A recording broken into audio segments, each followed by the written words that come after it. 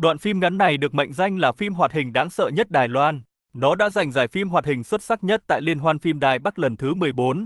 Dù chỉ dài vỏn vẹn 15 phút nhưng từng phút đều chứa đựng những chi tiết kinh dị. Khi xem, hãy chú ý quan sát các chi tiết nhỏ. Nam chính, vì công việc mà bị lỡ chuyến phà vào đêm đó, buộc phải qua đêm ở nơi xa lạ, anh gọi điện thông báo tình hình với vợ và thấy một nhà trọ có tên là Peacock Inn gần đó, quyết định ở lại đó đêm nay. Một cô gái đang nhìn anh từ cửa sổ. Tuy nhiên, anh được thông báo là nhà trọ đã hết phòng. Anh cố gắng năn nỉ chủ trọ vì ngoài trời đang mưa rất to. Cuối cùng, ông chủ thở dài và cho biết vẫn còn một phòng chứa đồ trên gác mái. Phòng này chỉ có một chiếc giường, nhưng bên cạnh là một bệnh nhân không thích tiếng ồn. Nam chính hứa sẽ giữ im lặng, không gây bất kỳ tiếng động nào. Chủ trọ đưa chìa khóa cho anh lên tầng 5 theo chỉ dẫn, trong khi người phụ nữ ở phòng bên trên đang nhìn theo anh. Anh bước lên tầng áp mái và thấy đúng là một phòng chứa đồ. Trong tình cảnh này, có chỗ để nghỉ ngơi đã là tốt rồi, còn gì mà chê trách. Vừa mệt vừa buồn ngủ, anh nhanh chóng thiếp đi. Lúc này, cô gái ở phòng bên mở cửa sổ và lèn vào phòng anh. Cô ta nhẹ nhàng kéo chăn của anh xuống từng chút một.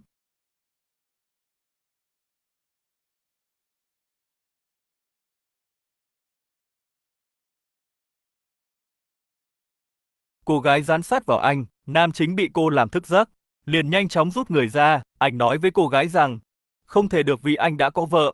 Cô gái nói rằng mình là con gái của ông chủ, tên là Công Que Peacock, khen anh đẹp trai và gọi anh là người yêu, mong muốn ở bên anh mãi mãi.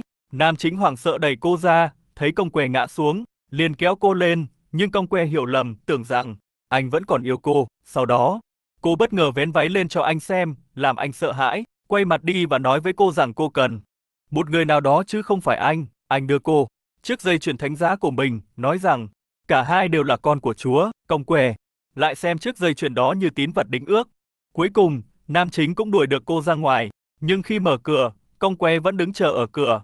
Anh nói nhanh là quá muộn rồi, hẹn ngày mai nói chuyện tiếp, và cuối cùng cô cũng rời đi. Công Que ôm chiếc dây chuyền ngủ cả đêm, và sáng hôm sau bắt đầu chải chút trang điểm, thoa cả son. Ai ngờ, khi vào phòng nam chính thì thấy anh đã trốn đi từ sớm. Công Que bất chấp lời chàng ngăn cản, quyết tâm đạp xe đuổi theo anh, nhưng vì đạp xe quá nhanh, cô đâm vào một hòn đá, ngã xuống đất, chiếc xe hư hỏng và mắt cô bị bầm. Trông vô cùng đáng sợ, nhưng cô vẫn cố gắng đứng dậy để đuổi theo anh. Lúc này, nam chính đang gọi điện cho vợ, nói với cô về cô gái này, và nói rằng đầu óc cô ấy có vấn đề. Đúng lúc đó, nam chính thấy bóng dáng đáng sợ của Công Que, cô lại đuổi theo và gọi anh là người yêu. Anh liền báo cho cảnh sát đã chặn Công Que lại, và nam chính vội vàng lên tàu chạy trốn. Công Que chân đã mỏi nhừ, đau đớn gọi anh đừng đi. Thấy anh không quay lại, cô giật sợi dây chuyền thánh giá và nhảy xuống biển, bơi về phía nam chính. Cách bơi của cô khiến anh sợ hãi kinh hồn. Công Que bơi được một lúc thì bắt đầu chìm xuống. Đúng lúc đó, một con hải âu đang bắt cá bất ngờ bị kéo xuống nước. Sau đó toàn bộ khu vực đều bị nhuộm đỏ. Một con sóng lớn ập đến, đẩy nam chính ngã xuống biển. Tất cả những điều này là những gì nam chính kể lại với vợ mình, khiến cô kinh ngạc và bảo anh kể tiếp. Nam chính nói rằng biển khắp nơi đều là máu, và anh tưởng mình không thể sống sót. Rồi Công Que lại xuất hiện sau lưng anh, bóp cổ anh, nhưng cuối cùng cô lại mềm lòng và buông tay. Nam chính thoát chết trong gang tấc, may mắn sống sót. Nghe xong, vợ anh cảm tạ Chúa vì đã giúp anh trở về an toàn. Nam chính nói rằng anh còn mang quà về cho vợ. Vợ anh vui vẻ mở vali ra, nhưng ngay lập tức hoảng hốt, vì trong vali là Công Que. Thấy vợ của nam chính, Công Que mở to mắt kinh ngạc. Đoạn phim này do đạo diễn Tạ Văn Minh sản xuất năm 2012 và từng tham dự Liên hoan phim Kim Mã Đài Bắc lần thứ 49 và Liên hoan phim Sundance lần thứ 30.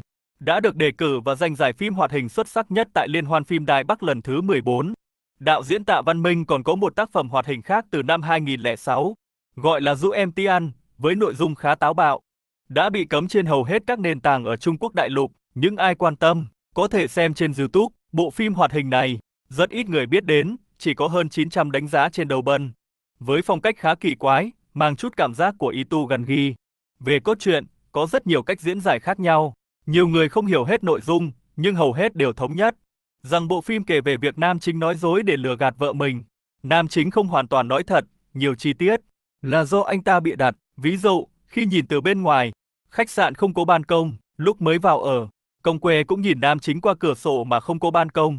Nhưng sau đó nam chính lại kể rằng Công Que đã vào phòng từ ban công và còn bị ướt. Điều này mâu thuẫn rõ ràng. Nếu Công Que vào qua cửa sổ, thì chiếc giường của nam chính lại kề ngay sát cửa sổ. Công Que đáng lẽ phải bước lên giường, nhưng phim lại cho thấy cô ấy bước xuống đất. Đây cũng là một điểm mâu thuẫn. Ngoài ra, cảnh Công Quê thoa son vào sáng hôm sau. Có chiếc gương vỡ và hoa heo xuất hiện trong nền. Ngụ ý rằng Công Quê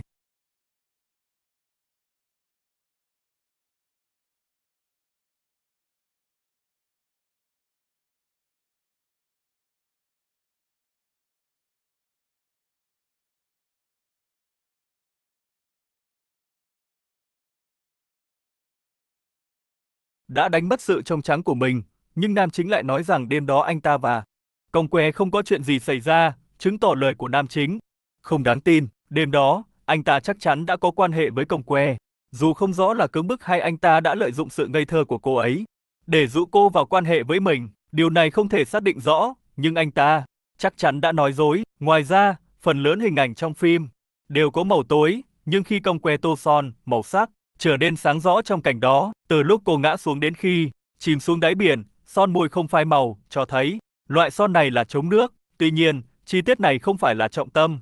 Điều này cho thấy đạo diễn rất chú trọng đến tiểu tiết và không làm qua loa. Cuối cùng, khi Công Quê ở trong vali, đôi mắt cô đỏ lên, nhưng môi lại sạch sẽ. Đây cũng là một dấu hiệu rõ ràng. Chi tiết này ngụ ý rằng sự thật khác với câu chuyện nam chính kể, chứng tỏ rằng anh ta chắc chắn đang nói dối. Ngoài ra, về kết thúc của phim, tại sao Công Quê lại ở trong vali, và liệu cô ấy có phải là món quà nam chính dành cho vợ mình không? Chắc chắn là không. Có lẽ mọi người không để ý rằng trong vali có một hộp quà, đó mới thực sự là món quà mà nam chính muốn tặng cho vợ mình. Nam chính không hề biết rằng Công Quê cũng ở trong vali. Về lý do tại sao Công Quê lại ở trong đó, Yúc nghĩ rằng có lẽ nam chính không cưỡng bức Công Quê. Đêm đó, anh ta đã dụ dỗ cô bằng cách tặng cô một chiếc dây chuyền thánh giá, giả vờ là người tử tế và hứa hẹn nhiều điều, khiến Công Quê đồng ý lên giường với anh ta. Không ngờ rằng Công Quê lại vô cùng si tình. Sáng hôm sau, khi nam chính định bỏ trốn một mình, Công Quê lại quyết tâm đuổi theo anh ta bằng mọi giá, giấu mình vào trong vali của anh ta. Công Quê nghĩ mình là một món quà bất ngờ dành cho nam chính, nhưng khi mở mắt ra, cô lại nhìn thấy vợ của anh ta. Sự ngạc nhiên và sợ hãi trên khuôn mặt cô là bởi vì nam chính đã nói dối cô rằng anh ta chưa kết hôn và còn độc thân.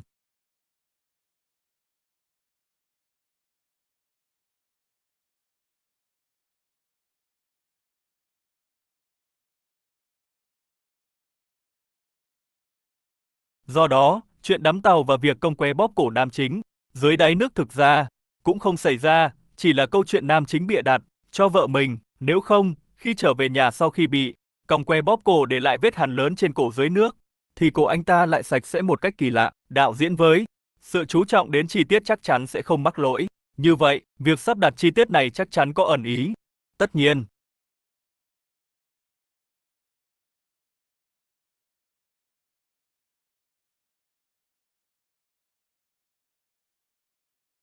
bộ phim vốn có một kết thúc mờ, tất cả đều được kể từ góc nhìn của nam chính, thật giả lẫn lộn.